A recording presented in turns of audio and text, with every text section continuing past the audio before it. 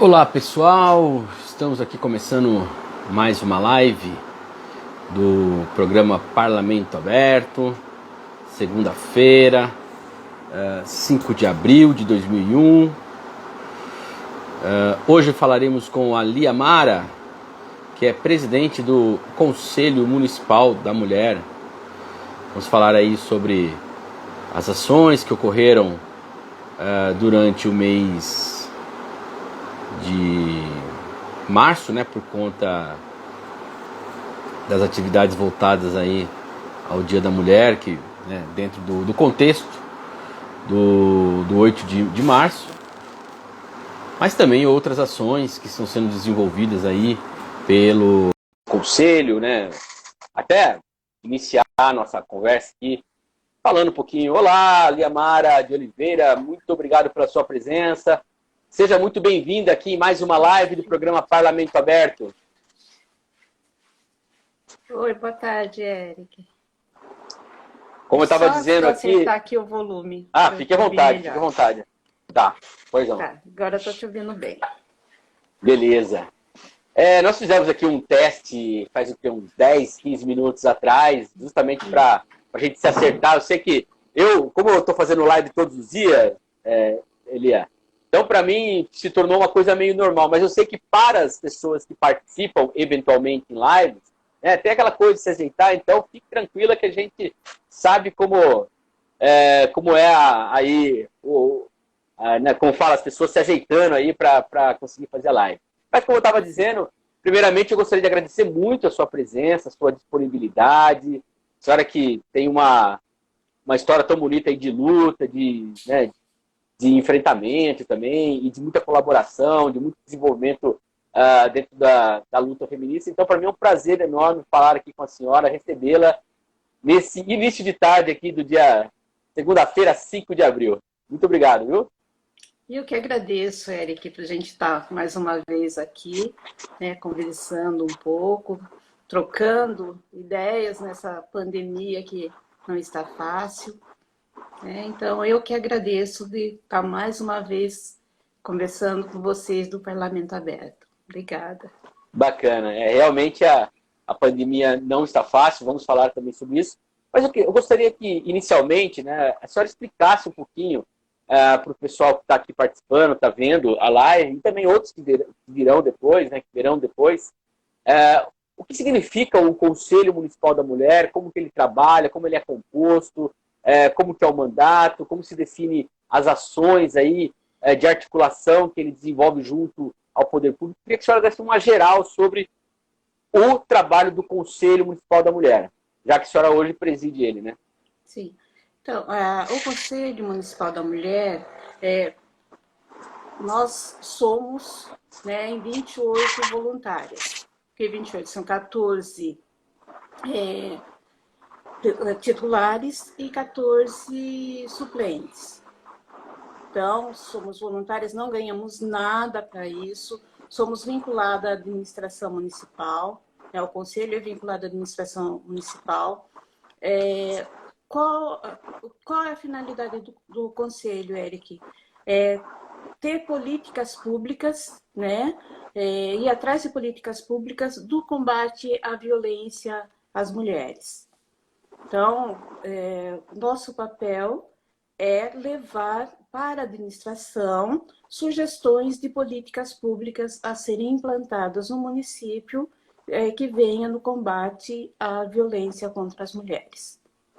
Perfeito. Então, basicamente, é um órgão, né? É um colegiado, que a gente chama, que ele é... Assim, ele auxilia, né, dentro da formulação das políticas públicas, e entre as 14 titulares e as 14 suplentes, como que é dividido em relação à participação da sociedade, do poder público, como que é essa divisão? Então, divisão paritária, 7 do poder público e 7 das entidades civis.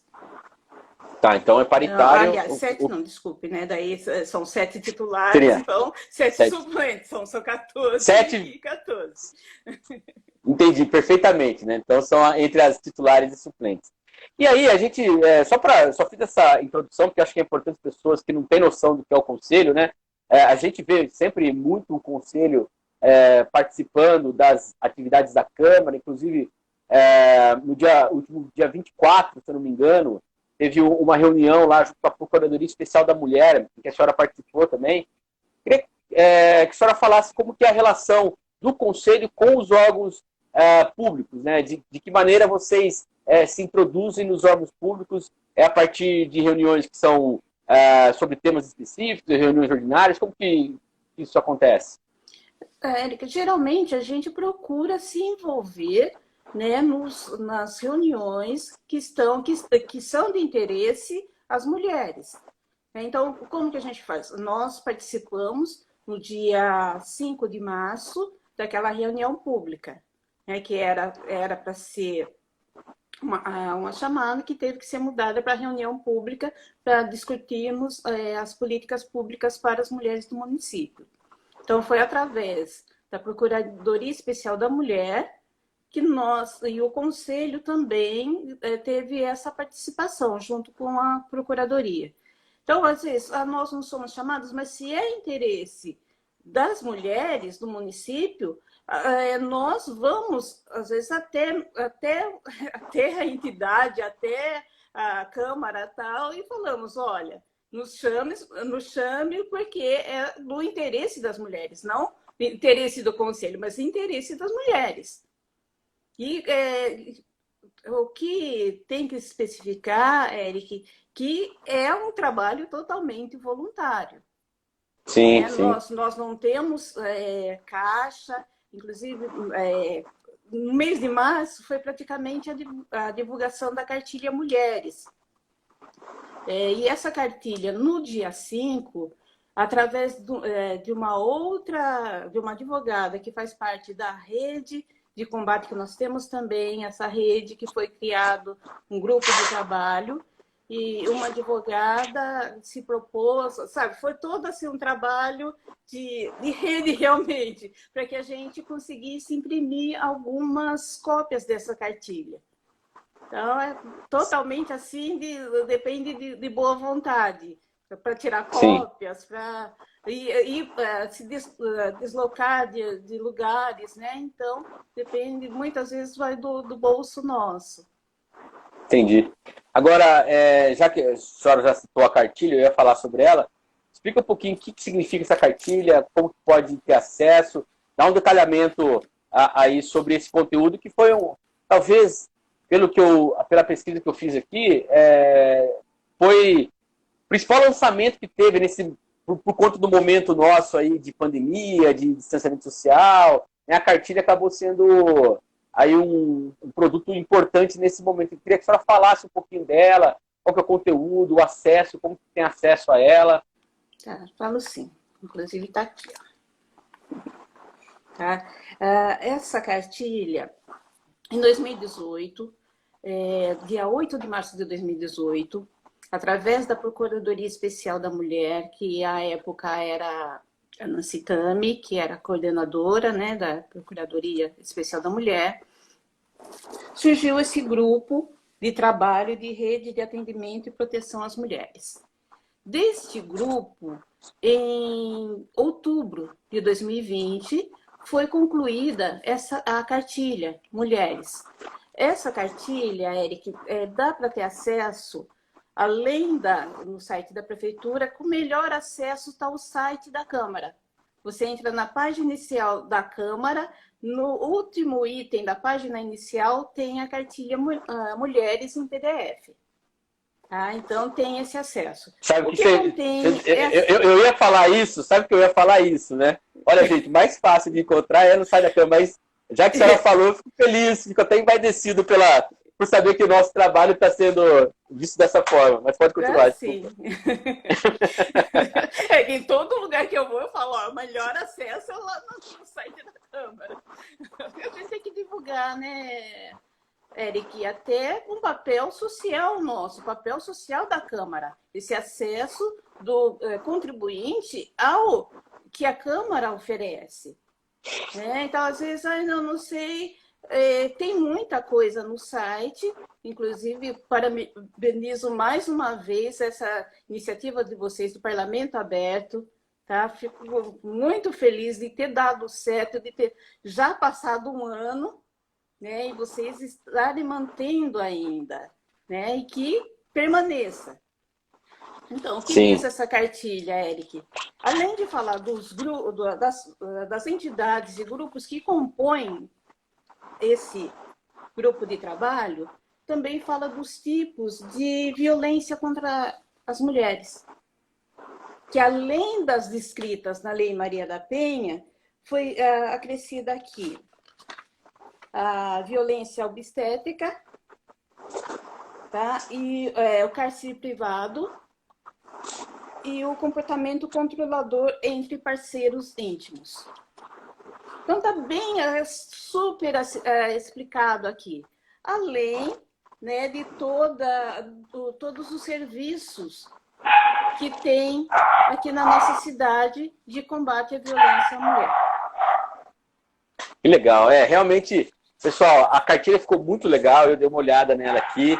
Inclusive, toda a parte ali de gráfica dela tá muito bacana também. Assim, eu tô dando aqui, tô com ela aberta. Inclusive, quando fui iniciar a live, já deixei ela aberta aqui justamente para a gente poder ir dialogando, né? Tem toda essa estrutura que a Liamara falou da rede de proteção, você encontra na cartilha, né? Os órgãos, por exemplo, tanto os conselhos municipais que atuam, as entidades civis organizadas. Então, assim, é um conteúdo muito bem elaborado sobre aquilo que se tem, né, de combate à violência contra a mulher, né? Então, eu acho que, sem dúvida, é um conteúdo que as pessoas podem absorver de forma muito simples, inclusive para recorrer a ele em casos urgentes, né? Também é possível. E aí eu queria que a senhora falasse um pouquinho dessa recepção sobre o conteúdo da cartilha. Como tem sido? Se tem visto uma repercussão das pessoas? Que bacana! Como tem sido essa repercussão? Sim, Eric, essa repercussão está sendo ótima, porque inclusive foi usada de exemplo em outra cidade. E essa nossa colaboradora, ela é dos Estados Unidos. Foi mandado o site para ela, o link para ela, ela acessou, ela gostou tanto que ela falou assim, não, eu quero colaborar para a divulgação dessa cartilha. Então, foi através dessa pessoa que mora... Foi assim, por isso que eu falo para você, foi uma rede, né? Uma daqui de Piracicaba, tinha essa amiga dos Estados Unidos, mandou para ela e ela se propôs a imprimir alguns exemplares. Isso, alguns exemplares para gente, para distribuir. Legal.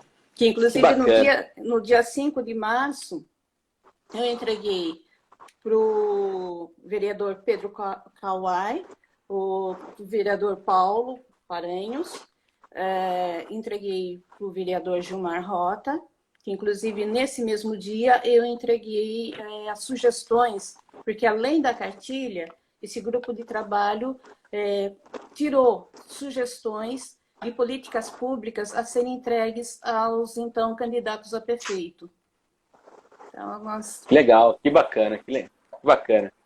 Só para o pessoal ter uma ideia, a cartilha tem, né, uma apresentação, isso que a Liamara falou, formas e tipos de violência contra a mulher, mas aqui tem como proceder em caso de violência doméstica e familiar, serviços públicos disponíveis para as mulheres no município, serviços de segurança pública, serviços do sistema de justiça, né, serviços de assistência social, serviços de saúde, né, outros serviços que dialogam com a questão das políticas públicas das mulheres, né, os conselhos, coletivos, as entidades, enfim, é um conhecimento bem amplo dessa rede mesmo. E eu só queria fazer um comentário, se a senhora me permite, mas quando a senhora fala do Parlamento Aberto, eu acho que é importante as pessoas que estão nos acompanhando aqui, né, o Parlamento Aberto ele é um derivado de um sistema que se chama de uma parceria que o Brasil assinou, que é o Governo Aberto. É uma parceria que o Brasil assinou em 2011, com a ONU, inclusive. O Governo Aberto, ele né, essa busca de transparência para as ações do governo. E dentro dele estão os conselhos municipais. Por isso que é interessante, conselhos, não só municipais, mas estaduais, federais, conselhos de maneira geral. Então é interessante essa parceria, porque no Parlamento Aberto nós temos esse papel também de fortalecer as ações do conselho. Porque, como a senhora colocou, o conselho ele é um colegiado, né, como posso dizer assim, voluntário, mas ele representa os anseios ali de determinada demanda, no caso aqui que nós estamos falando da mulher. Então é importante, senhora, é legal quando a senhora traz isso daí de elogio ao Parlamento Aberto, porque as coisas se conectam, né? E a gente está conseguindo usar a estrutura da Câmara para também dar esse valor para os conselhos. Agora, falando do trabalho do Conselho, eu me lembro que no final da gestão passada do Conselho, foi lançado um mapa da violência. Se eu não me engano, eu perdi aqui a minha marcação, se eu não me engano, acho que foi até com o IPLAP, uma pesquisa, um mapeamento da violência. Eu queria que a senhora falasse um pouquinho desse mapeamento, o que se encontrou nele e como que essas informações podem também gerar políticas públicas, né? Então, ficou pronto essa pesquisa, ficou pronta em dezembro do ano passado, feita pela pesquisadora Renata Mansur. Qual era o objetivo dela? Qual é, né? Ainda não, embora ela tenha ficado pronto, mas devido todo esse transtorno da pandemia, ia ser chamada também uma reunião, mas não foi chamada ainda, né, para se falar em cima desta pesquisa. Então, o objetivo dessa pesquisa é apontar os pontos, quais bairros, né, a incidência de violência, quais são os bairros, quais são as idades e as cores, né, dos agressores e das agredidas. Então, tem todo esse mapa da violência, né, da cidade, que foi só que tem o seguinte, até teve a pesquisadora fez até uma complementação, já me mandou, porque quando eu fiz o questionamento, que infelizmente o censo que nós temos é de 2010. E nem foi aprovado agora o censo para 2021 ainda. E nós não temos um censo municipal, foi o censo, ela usou o censo nacional de 2010, que aponta que a incidência de violência é de mulheres brancas. Então, até eu questiono, 2010, qual era o nosso posicionamento, né? Então, às vezes, eu até falo, ó, você tem que se assumir como preta, porque no censo vem branca, parda, preta, não fala negra. Né? Então, para censo, nós temos que nos assumir enquanto mulheres pretas. Usa a terminologia, sou mulher negra e tal, mas na hora do censo... na hora do censo não vem branca, parda, preta e negra. Não vem. Isso quando o recenseador não questiona se você fala que você é preta, o próprio recenseador, dependendo, fala assim, aconteceu comigo, estou falando porque aconteceu comigo.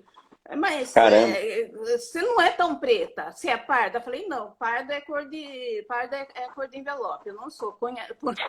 Coloca aí, por favor, que eu sou preta. Então, existe também isso. E um censo de 11 anos atrás, Eric, a gente, sabe, não tem nem como dar uso para uma pesquisa de agora. Até a pesquisa está boa, né? Mas não foi feito a pesquisa em loco, foi feito em cima de dados da Secretaria de Segurança Pública, dos órgãos que passaram para ela. Então, tá ótima, tal. Mas acho que tem que fazer em loco, né? Ver por que é importante, né? Voltando de novo à cartilha. Por que é importante as UBS, todos os dados que estão aqui nessa cartilha, Eric? Porque existe a chamada notificação compulsória. Que na notificação você tem que colocar a cor, logicamente que agora com a lei de proteção de dados, você não vai poder divulgar o nome da mulher, mas que tenha a idade, a cor e o bairro dessa mulher. Porque daí dá para a gente ter dados para falar, olha, naquela região nós precisamos de políticas públicas voltadas para isso.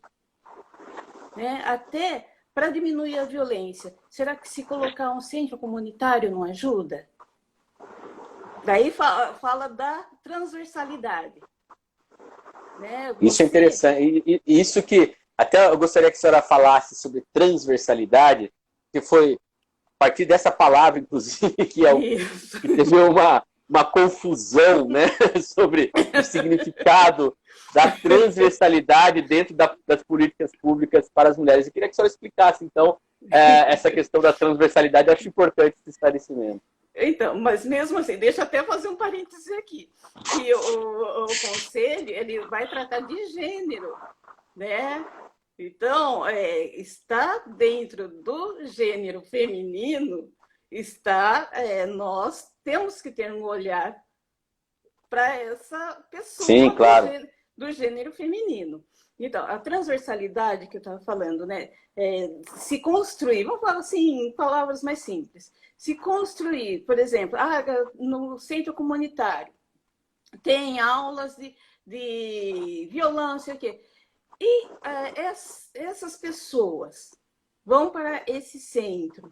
Ou então, tendo uma política pública de geração de emprego que diminua, né, essa violência contra a mulher, essa é uma política transversal. Vou fazer alguma coisa com o objetivo, embora seja para ajudar a geração de emprego, essa geração de emprego vai diminuir a violência contra a mulher. Por isso que a gente fala de política de transversalidade. Perfeito, perfeito, com certeza. Eu acho que é lógico que se combate também a violência com medidas cautelares, a gente vai falar sobre isso, inclusive, é a próxima pergunta aqui, mas é claro, é evidente que se você tem um bairro, que tem um centro comunitário, que tem atividade artística, que tem a educação, que tem acesso à informação, que tem acesso à saúde, toda essa, né, miríade, né, usando em palavras complicadas, aí, todas essas variedades de violências, elas são minimizadas, né? Minimizadas, não digo que minimizadas, exatamente. Mas são minimizadas. Mas, exatamente, eu acho fundamental que se converse a violência a partir disso, né? Da desenvolvimento da cultura, da educação, da saúde, né? Eu acho uma coisa que também está muito intrínseca à violência, que é a mobilidade, que é uma coisa da questão de falta de acesso, da pessoa precisar ir numa delegacia e não consegue ir. Isso é uma coisa da gente pensar, né? De você não ter acesso simplesmente a um ônibus que pare em frente da delegacia e você possa descer lá e fazer sua denúncia. E aí entra o que eu gostaria de comentar agora, que são, né, trabalhos que eu acredito que são articulados, que é a Patrulha Maria da Penha, né, como que a senhora avalia hoje a patrulha, e também a delegacia, falando até da cartilha, porque essas pessoas estão na cartilha, né? A atuação da Delegacia da Mulher, que também tem uma demanda muito forte sobre o horário de atendimento, né, os dias de atendimento. Queria que a senhora falasse um pouquinho sobre esses dois aspectos. Aí. Primeiro, a Patrulha Maria da Penha, que é da Guarda Civil Municipal, e a Delegacia, que é da Polícia Civil. A Patrulha Maria da Penha, ela ela age mediante a medida protetiva que a vítima tem. Então, tem a medida protetiva, a patrulha é acionada. Então, não está acontecendo a violência tal, mas eu não tenho a medida protetiva. Pode até fazer a denúncia, mas a patrulha vai ser acionada, vai ter os seus dados a partir do momento que tiver a medida protetiva. Né? Parênteses também, Eric, agora na pandemia pode ser feito o boletim de ocorrência eletrônico, né? A delegacia eletrônica. Então, acessa o site e da Secretaria de Segurança Pública, e lá pode ser feito, a vítima, né, de violência doméstica pode fazer o boletim de ocorrência lá. E esse boletim, agora, a efetividade, eu não sei te informar, porque é feito lá o boletim de ocorrência e, segundo dizem, é mandado para a delegacia a que pertence, a delegacia da mulher que pertence à vítima. E pode até ser pedida a medida protetiva. Agora tem também, né? Não é novela da Globo que a pessoa fica na casa da patroa esperando a medida protetiva. Nós não temos uma casa, né, oficial, uma casa de acolhimento a essa mulher vítima de violência. A nossa casa-abrigo tem convênio numa cidade fora daqui, que daí a mulher vai sair daqui, vai deixar sua vida aqui, vai ter que quebrar, né, o vínculo da vida, e se tiver filhos, vai ter que levar os filhos juntos. Quer dizer, olha o transtorno por nós não termos uma casa de acolhimento e uma casa-abrigo aqui na cidade. Isso é uma questão muito importante, e aí eu até remeto, Lia, a um debate que houve em 2017, se eu não me engano, foi 2017, que foi do Plano Plurianual, em que o movimento feminista em Piracicaba, né, fez uma articulação muito importante com as duas vereadoras que havia na época, né, com a Nancy Tami e com a vereadora Adriana. Elas conseguiram incluir dentro do orçamento um recurso, né, previsto ali, é claro, né, uma previsão orçamentária para fazer o investimento na casa de passagem. Não é num projeto que atenda a mulher, é a casa de passagem, com essas características que ela está colocando, né? Que é importante que seja na cidade, é importante que ela possa acolher não só a mulher, mas também os filhos, porque existe toda essa carga em cima da mulher. E aí, já que a senhora citou também, eu vou antecipar, porque isso eu vou falar mais para o final. Como está essa questão da casa de passagem? Hoje tem esse convênio com uma entidade, se eu não me engano, é Limeira, né? Que é a cidade? É isso? Então, Eric, a gente não pode divulgar, né? Porque tem que manter. Desculpa. Que manter, tem que manter o sigilo. Mas eu sei que é uma cidade fora. Isso. Mas aí, como está a negociação para a casa de passagem em Piracicaba? Isso que eu queria entender. Então, existe alguma articulação? Foi feito um destaque. Esse convênio de 2017 com outra cidade só foi assinada porque teve essa intervenção das PLPs, das Marias de Luta e tal. Então, por isso que foi feito esse destaque no orçamento. Né? E, inclusive, eu, numa dessas reuniões, eu estava presente. Sim, então, me recordo. Então, a partir daí que foi feito esse convênio com essa casa-abrigo fora da cidade. Mas não foi construído nada ainda. Né? E foi feito o destaque, salvo engano, R$200 mil, salvo engano. Mas não foi construído, não foi feito nada em Piracicaba. Por isso que todo ano a gente está pedindo a mesma coisa. E eu vou fazer até um destaque. Eu estava pesquisando um tempo atrás, e em 2013, até preciso ver como que ficou isso, se você até puder ver também. Tem no site da Câmara, dia 5 de agosto de 2013, vereador Paiva comemorando que ele tinha conseguido a casa-abrigo aqui por Piracicaba. Quer dizer, 2013... se ele conseguiu, não sei se foi documentado ou não, até quando eu fui na Nova 15, estava falando com o Reinaldo, falei, se tiver documentado, é entrar com uma ação de obrigação de fazer contra a administração pública. Então, muita coisa se perdeu, agora estamos tentando, através da vereadora Rai, da Silvia, Ana Pavão, estão são as procuradoras especiais agora da mulher, está tentando recolher todos os documentos para a gente poder ir para frente. Porque senão, a cada mudança, né? Cada mudança perde-se e a gente tem que começar do zero de novo, reivindicar de novo. Perfeito. Então, E a reivindicação, vamos deixar claro aqui, para a gente entender. A reivindicação é uma casa de passagem em que possa abrigar as mulheres vítimas de violência, né, em Piracicaba, com condições de atender ela e os filhos por conta dessa questão da quebra do vínculo, né? Essa que é a demanda. isso, a casa-abrigo, né? E que dê também todas as condições dessa mulher estar lá. Porque o que acontece? Às vezes, tem, mas não tem. Faz de conta que tem. Então, que tenha também, Eric, políticas, né, de investimento até na profissionalização dessas mulheres.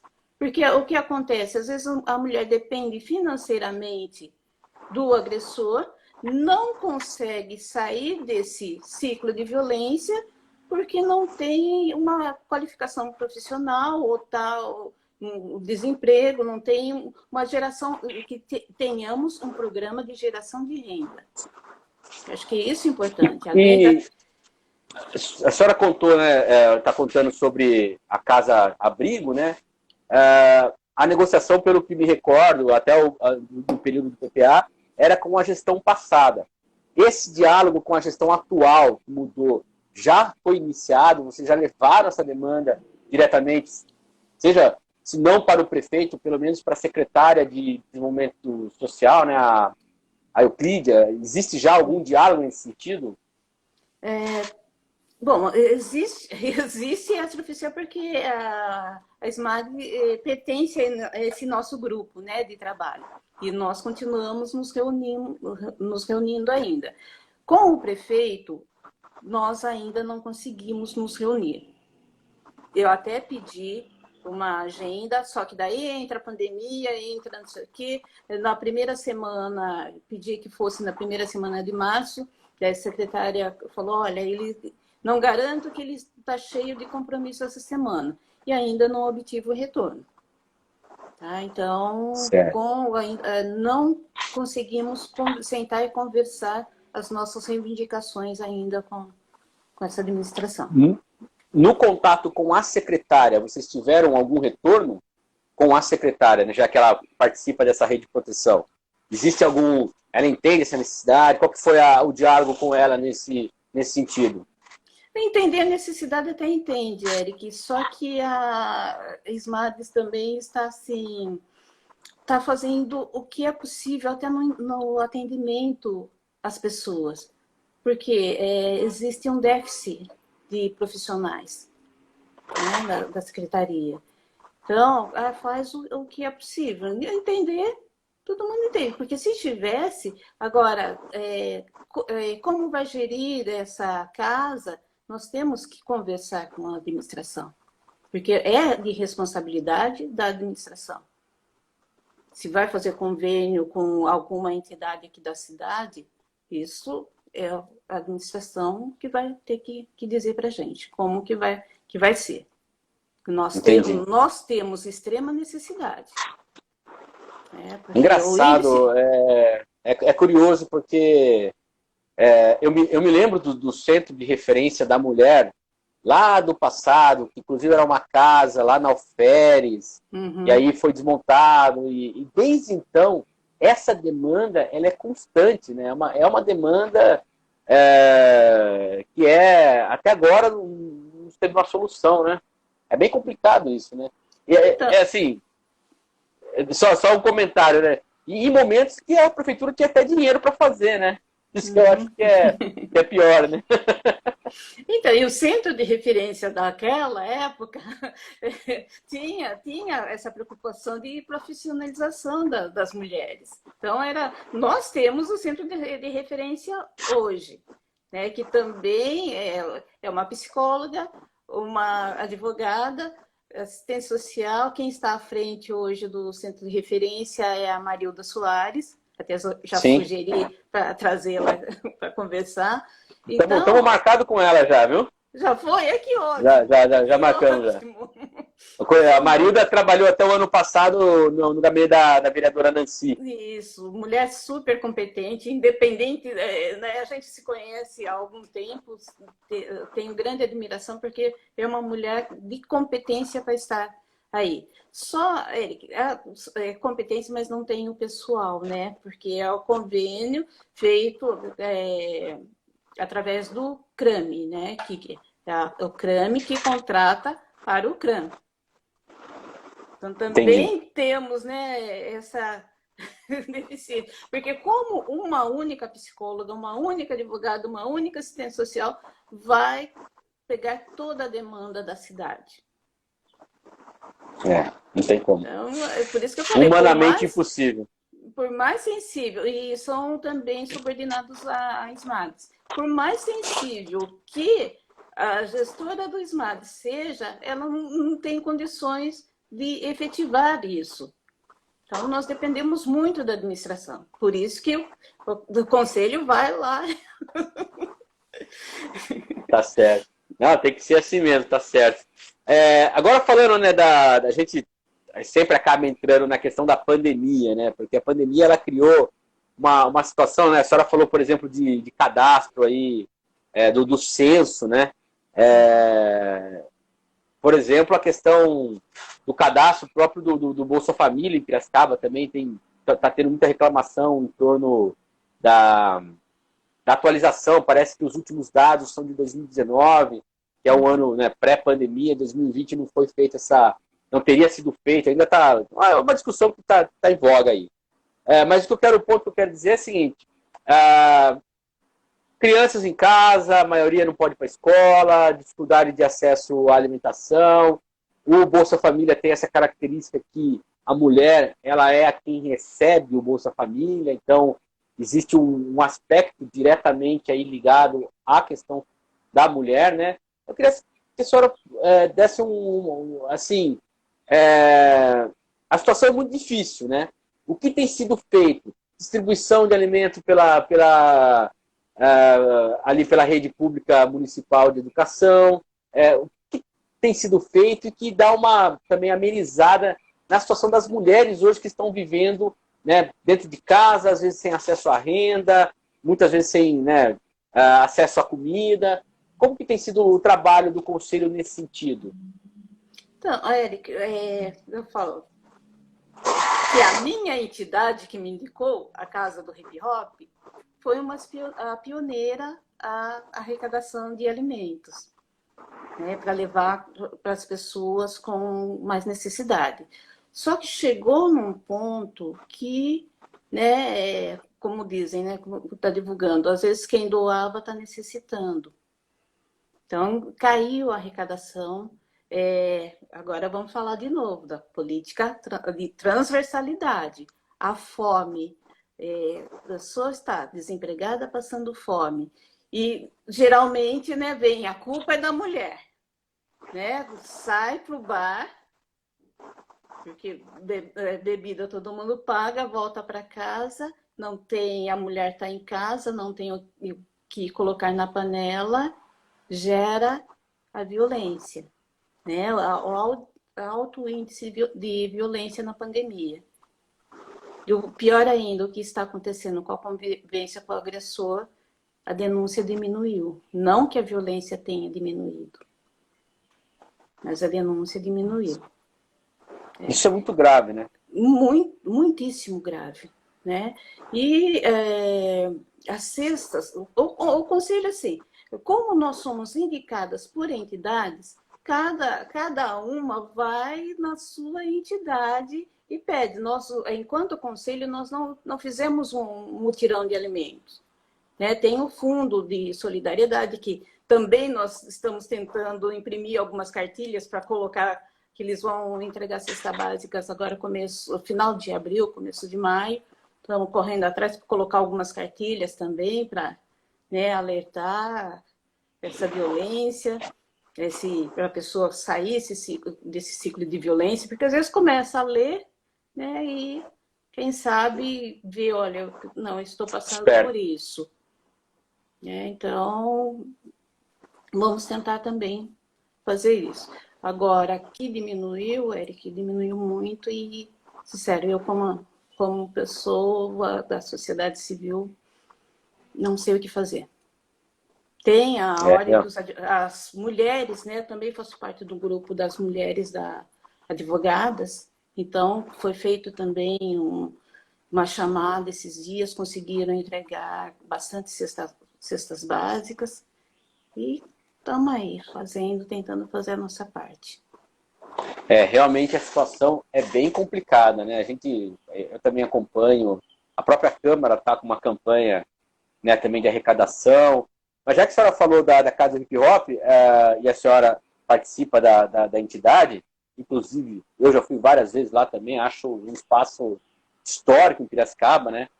Inclusive uma vez fomos lá para falar do programa Parlamento Aberto, até num evento que foi feito lá pela Casa do Hip Hop, foi muito legal. E como que é? É só levar, tem alguns alimentos específicos para levar, o que pode ser doado? E de que maneira, né? Então, depois eu passo até o telefone para você, porque também, geralmente, ela fica aberta no sábado e no domingo para receber todos os alimentos não perecíveis, né? E também material de limpeza, que o pessoal precisa também, papel Sim, higiênico, as tá. mulheres precisam de absorventes, né, pasta de dente e tal. Então, está lá aberto toda semana, no final de semana é mais fácil, porque todo mundo também trabalha, é mais fácil, entrega lá direto a partir das 10, às 10 até 5 horas da tarde. Pode fazer uma cestinha, se tiver 1 quilo de alimento, leva, porque às vezes você faz o que nós fizemos do coletivo Beleza Preta. Cada um deu, sabe, o que você tem na sua casa? Eu tenho 1 litro de leite e tal, mais de 27 mulheres do coletivo, são 27 itens que monta-se uma cesta básica. Então, às vezes, eu não tenho que dar cesta básica completa, não. Dá 1 quilo de alimento, dá 1 quilo de macarrão, feijão, tal, essas coisas. Leva lá. Faz assim um grupo de amigos, arrecada e leva. Perfeito, perfeito. Depois passa o telefone, até a gente coloca na matéria aí, mas o pessoal conhece Casa do Hip Hop aí, só entrar em No contato e Facebook e também tal. no Facebook, tem em todos os lugares. A gente consegue aí, pelo menos, tentar ajudar. Realmente a situação tá muito difícil, tá muito difícil. Eu poucas vezes que eu tenho que sair, que é normalmente para fazer compra, a gente tem aqui a oportunidade de trabalhar home office em casa e toda vez que eu saio, eu vou no mercado, normalmente tem ido só em supermercado, né?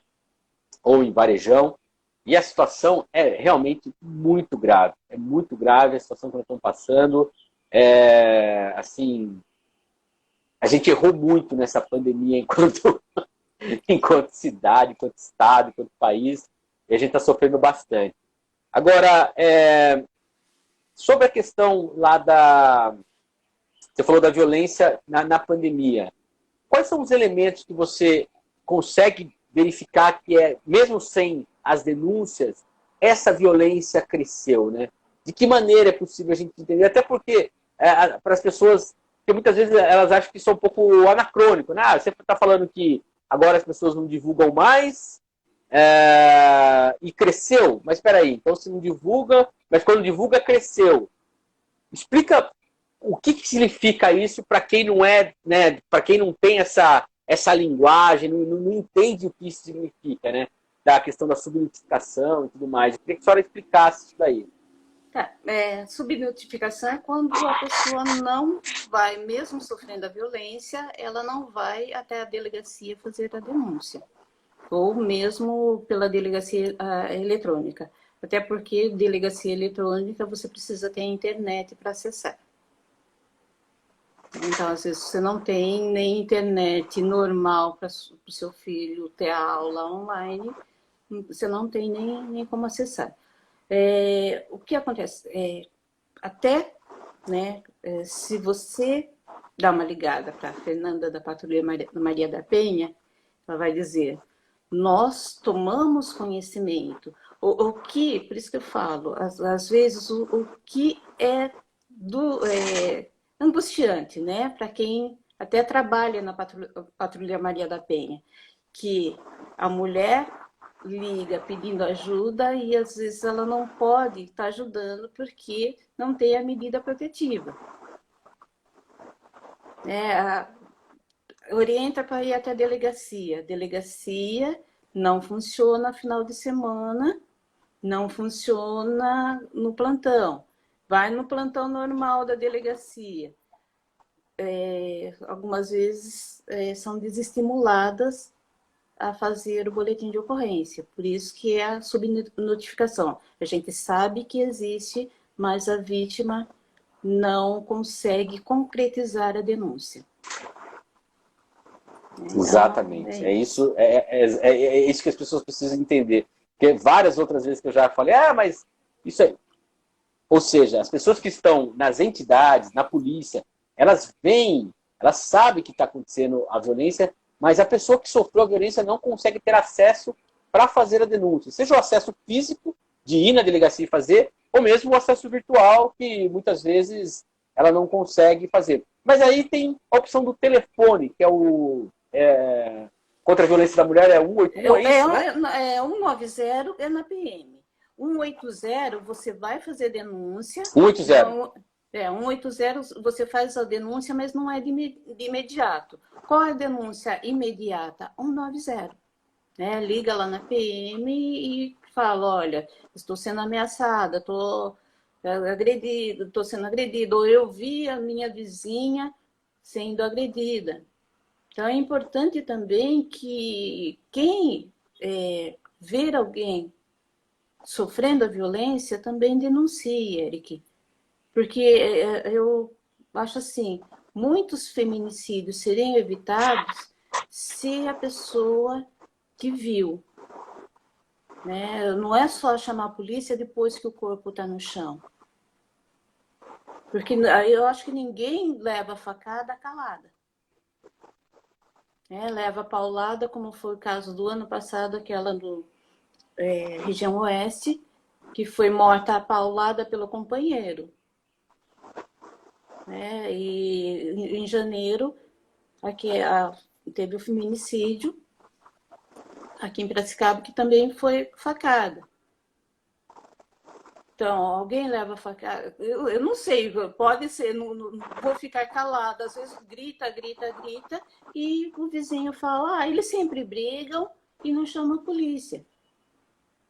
Então, a hora que, se você ouvir alguém pedindo socorro, liga para a polícia. Não custa, liga 190 e às vezes você nem precisa nem se identificar. Fala, olha, estou aqui em frente ao tal número, estou ouvindo grito, estou ouvindo pedido de socorro. E eu não quero me identificar. Por favor, venha. Eu estou assim, temeroso ou temerosa pela pessoa, pela minha vizinha que está aqui do lado. Perfeito, exato. A gente tem aquele ditado, né, que é o tal do briga de marido e mulher, como é que a mulher tem essa cultura, né, de achar que... Mas não, se você está ouvindo, se você está vendo a possibilidade, como a senhora falou, acho que essa fala é muito importante, né? Ninguém leva paulada quieta, no silêncio, ninguém apanha sem fazer um barulho. Existe um ato que precede a violência ali, né, um ato de aviso, vamos dizer assim, né? Então, realmente é importante essa fala. Nós tivemos aqui, falando até em violência contra a mulher, recentemente uma militante da causa feminista em Piracicaba que foi morta. Não foi, pelo que eu fiquei sabendo que saiu na imprensa, não foi por um homem, foi uma outra mulher que jogou lá, que queimou, né? Ela Sim. Morta queimada, que é uma coisa inimaginável, né? Se você imaginar. Só que daí teve uma dificuldade também de fazer essa denúncia do boletim. Eu queria que a senhora falasse um pouquinho sobre isso, de que maneira o Conselho está atuando também nesse fato específico, né, de uma reclamação de como foi feito, de como não quis ser feito, né, o boletim de ocorrência, né?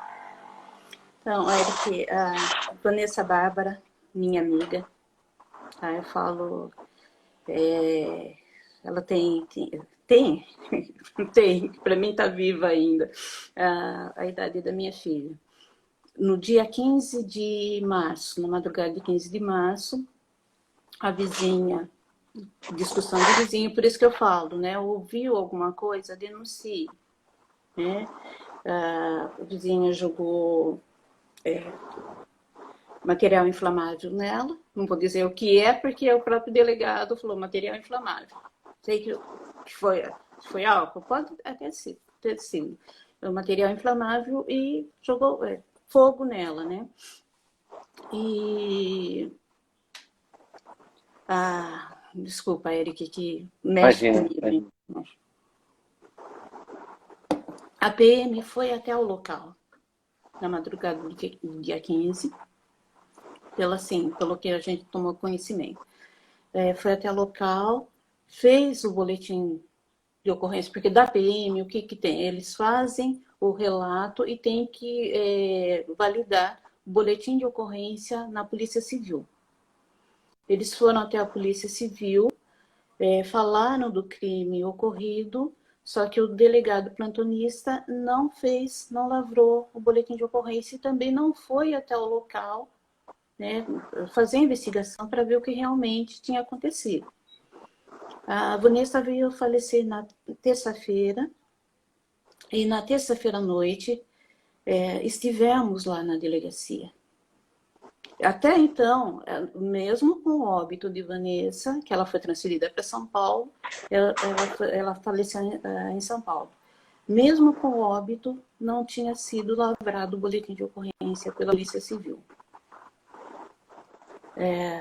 Estivemos lá, foi uma articulação das mulheres novamente, Zélia Reis, Marcela Bragaia e nós estivemos presentes lá no plantão policial, pedindo para o delegado lavrar o boletim de ocorrência. Até então, por insistência, daí somente no dia 17 ele lavrou o boletim de ocorrência. Daí me veio o questionamento, por isso que eu falo, né? Se numa situação de crime como esse não foi lavrado,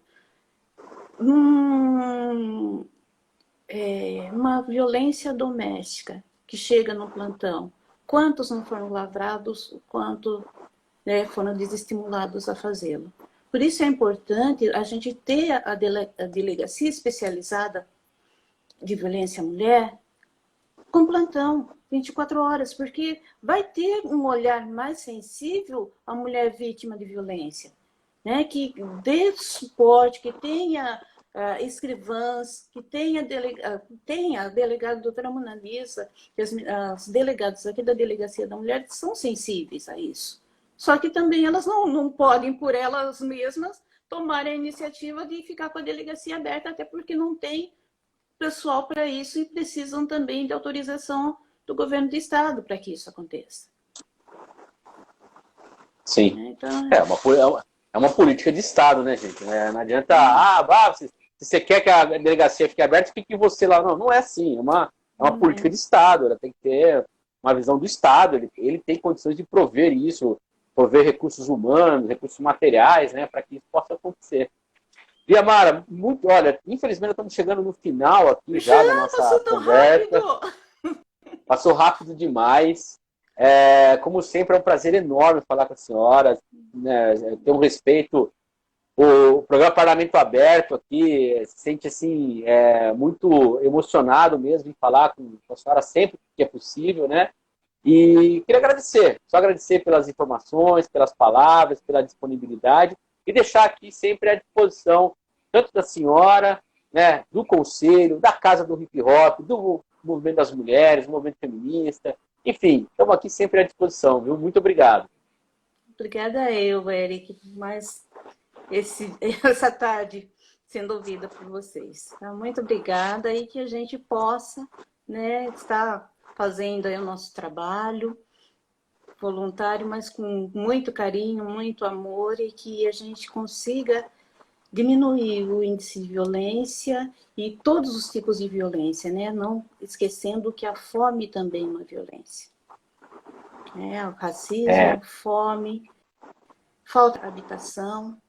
Então, todas essas, né, transversalidades que permeiam a vida da gente. Boa, muito boa, Liamara, muito boa. É isso aí, gente. Eu acabei de conversar aqui com a Liamara, que é presidente do Conselho Municipal da Mulher. Hoje, né, você sabe, enquanto tiver aí, nós estivermos em home office, continuaremos com as lives do Parlamento Aberto, sempre a 13h aqui no nosso canal do Instagram. Lia, um beijo enorme para você. Desejo saúde, sucesso e conte com a gente aqui, viu? Valeu. Se cuidem, ó. Use máscara, álcool em gel. Já foi vacinada? Com certeza. Então beleza. Que bom, fico feliz. E vamos esperar a vacina, hein? E a vacina. Com certeza, com certeza. Você não foi vacinada ainda, então? Não. Ainda não foi? Não? Eu sou cara de velha. Imagina, que isso. Pô, eu não vejo a hora, viu? É isso aí. Gente, tchau, tchau. Valeu para quem ficou aí. Obrigadão. Amanhã a gente volta, 13h. Tchau, tchau.